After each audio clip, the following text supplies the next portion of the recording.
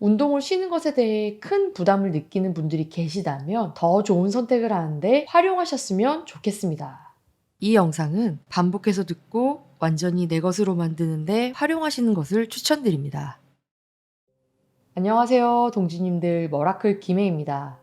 이번 머라디오는 관리어터 혹은 다이어터들의 영원한 과제, 운동 강박과 자율의 경계를 구분하기, 그리고 이와 관련된 선택을 하는 데 있어 기준점을 어디에 두는 게 좋은지에 대하여 이야기를 풀어볼까 합니다. 혹시 매번 무거운 몸 상태로 운동을 가서 마음에 들지 않은 강도의 운동을 하시거나 운동을 쉬는 것에 대해 큰 부담을 느끼는 분들이 계시다면 꼭 끝까지 들으시고 더 좋은 선택을 하는데 활용하셨으면 좋겠습니다. 마침 스크립트 작성을 하고 있는 오늘 저는 운동 루틴을 가져가지 않고 쉬는 것을 선택했는데요. 딱히 어디가 아프거나 헬스장 마감 시간이 임박해서가 아니었음에도 불구하고 저는 운동을 쉬었습니다. 그리고 그것은 매우 좋은 선택이었다고 확신하고 있어요. 제가 운동을 쉰 건 앞서 말씀드린 것처럼 일반적으로 불가피하게 헬스장을 가지 못하는 이유는 아니었습니다. 자발적으로 가지 않을 선택을 한 것이고, 이유는 제 몸이 운동을 소화할 상태가 아니라고 판단했기 때문입니다. 결론적으로 오늘 운동 가서 얻을 수 있는 것과 잃을 수 있는 것을 판단했을 때 일상 총체적인 관점에서 마이너스라고 판단을 했기 때문이에요. 운동을 안 간 것에 대한 찝찝함이나 후회, 내일 식단을 줄이거나 더 빡세게 운동해야겠다는 반대급부가 생각나지 않는 상태, 섭취 칼로리와 소모 칼로리보다 훨씬 큰 일상의 밸런스 차원에서 의사결정을 할 수 있는 관점이야말로 강박과 자율의 경계를 구분지을 수 있는 가장 핵심 기준이 아닐까 합니다. 저희 헬토콘드리아 헬생활 시절을 돌이켜보건대 그때 저는 그 어떤 것들보다 운동 그 자체가 정말 재미있었습니다. 배우는 과정에서 느끼는 희열과 조금씩이나마 성장하는 모습이 이걸 더욱 강화시켜줬죠. 그래서 운동을 쉽게 일상의 루틴이자 건강한 습관으로 받아들일 수 있었습니다. 그럼에도 불구하고 그땐 몰랐지만 지금의 시각에서 보니 저도 크고 작은 강박들이 있었던 것 같고요.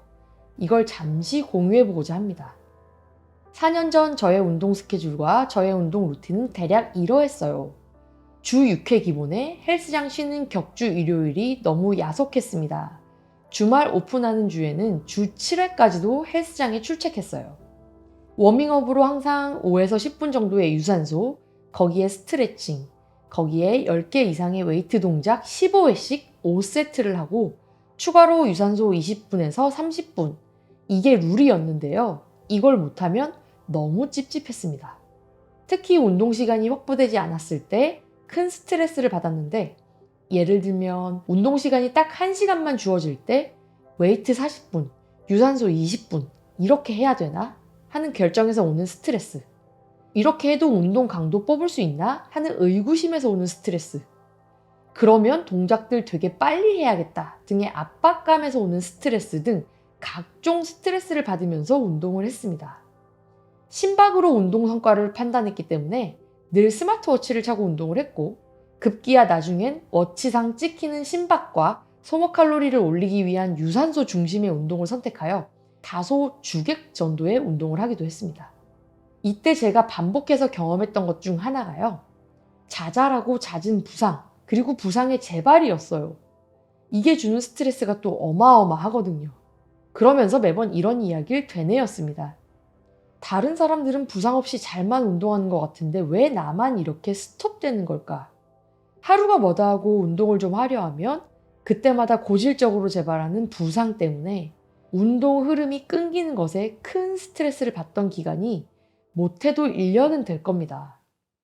운동 2, 3년 차 이후부터는 웨이트의 본질에 대해 스스로 이해하기 시작하면서 진짜 중요한 원칙은 과거에 제가 중요하다고 생각했던 그 원칙들이 아니었음을 조금씩 알게 되었고, 4년 차가 넘어가면서부터는 경험의 퍼즐들이 급속도로 그리고 꽤 많이 짜맞춰지며 이런 결론에 다다랐습니다. 내 몸의 컨디션을 잘 이해하는 것이 그 무엇보다 중요하다. 몸을 바꾸기 위한 운동을 할 때에는 제대로 된 퀄리티의 운동과 그걸 흡수할 수 있는 평타 이상의 몸 컨디션. 이 두 개가 정말 중요한 거였어요.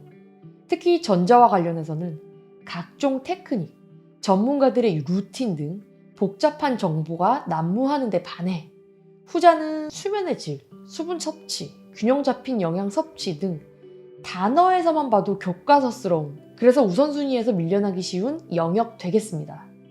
앞서 말씀드린 대로 저 역시 과거에는 테크닉을 이행하는 데에 중점을 둔 방식의 운동, 즉 횟수 채우는 운동 혹은 흉내내는 운동을 주로 했었던 거죠.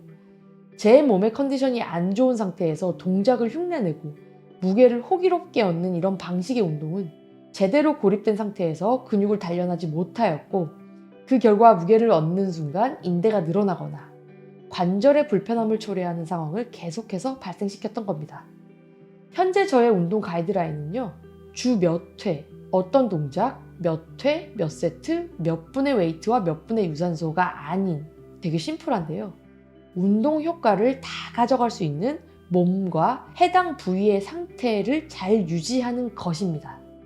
이 기준에 입각하여 주말에 10km 이상의 러닝을 한 경우 크게 몸에 불편함이 없다 할지라도 다음날 운동을 쉬어주거나 하체가 아닌 다른 멀쩡한 부위의 운동을 진행하고요. 운동을 많이 쉬어 가볍게라도 운동을 재기하고 싶은 마음에 사이클 페달을 굴렸을 때 평소와는 달리 하체 피로도가 많이 느껴지는 경우 계속 진행하지 않고 회복할 수 있는 방법을 찾는 데 전념합니다. 월화수목금 계획된 부위의 운동이 아닌 이런 방식으로 운동을 해도 되나 싶고, 이렇게 하면 왠지 망할 것 같지만 컨디션을 고려한 이런 방식이 오히려 운동의 효과를 극대화하여 가져갈 수 있다는 점, 그리고 운동이 잘 되면 연쇄적으로 일상의 많은 부분들이 좋은 에너지를 받아 그 흐름이 잘 이어진다는 점, 선순환 아시죠? 다시 돌아가 제가 오늘 운동을 쉰 구체적인 이유는 다음과 같았어요. 요 근래 스스로 그 형체가 느껴질 정도로 매운맛의 스트레스를 연달아 받았고, 이에 몸에서는 연쇄적으로 스트레스 호르몬을 발생시켜 대사 기능에 영향을 미치더라고요. 큰 이유 없이 변비의 증상이 심해졌고 수면까지 6시간 이하로 유지되면서 조금만 모니터를 봐도 안구는 긴장 상태를 넘어 피로에 매몰된 컨디션을 유지하였고, 두통이 찾아오는 너무 익숙한 이 구조. 과거 건강한 라이프 스타일을 살지 않았을 때 제가 숱하게 겪었던 악순환과 닮아 있습니다. 오늘 저녁 저에게 진짜 중요했던 건 몸이 보내는 신호를 기민하게 캐치하여 전력을 다해 회복을 돕고 평타 이상의 몸 상태를 만드는 것이었습니다. 운동 루틴을 지키는 게 아니라요. 우리는 누구나 운동 갈 때 고민의 기로에 서게 되는데요. 항상 말씀드리지만 단순한 흥미 저하 또는 귀찮음 등의 멘탈 문제가 아닌 경우엔 내 몸의 컨디션을 기준으로 판단할 줄 알아야 합니다. 이건 몸을 잘 만들어가기 위한 필수 조건이라고 생각해요. 운동을 가는 목적이 오늘 먹은 것을 털기 위해 혹은 매일 하던 건데 안 하면 칼로리 소모 안 되어 살찔까봐 걱정돼서라면 내 몸 컨디션을 무시하는 운동을 쌓아갈 가능성이 매우 높아지게 됩니다. 동시에 운동 성장이 정체되어 몸이 잘 바뀌지 않을 것이고, 이건 곧 먹는 게 문제인가 수순으로 가기 마련입니다. 그런데 이런 분들의 식단을 보면 대부분 클린식에 가깝거나 상당히 절제된 수준의 식단을 하시는 경우가 많아요. 결국 돌고 돌아 기초 대사량을 낮추는 방식의 운동과 식사, 그리고 일상이 다이어트에 매몰될 가능성이 매우 높아집니다. 그래서 내 몸의 컨디션에 귀를 기울이고 이걸 좋게 유지하는 건 그 어떤 것들보다 중요한 부분이라는 점 꼭 기억해 주시고요. 이 영상을 들으시는 구독자님들 모두 오늘부터 운동을 쉬는 것을 스스로 결정할 줄 아는 라이프스타일 빌더 되시길 바라면서 영상을 마치도록 하겠습니다. 지금까지 머라클 김혜였습니다. 감사합니다.